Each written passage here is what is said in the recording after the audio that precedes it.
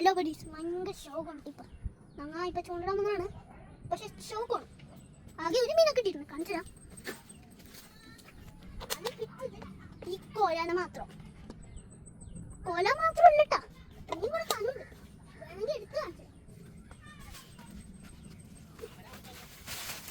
തരാം. ഇതാണ് ഇന്ന് കിട്ടിയ മീൻ. 3 കക്കയും കൂടി ഉണ്ട് കേട്ടോ. കക്ക ഫ്രൈ എടുക്കാം, 3 കക്ക. ഫുഡ്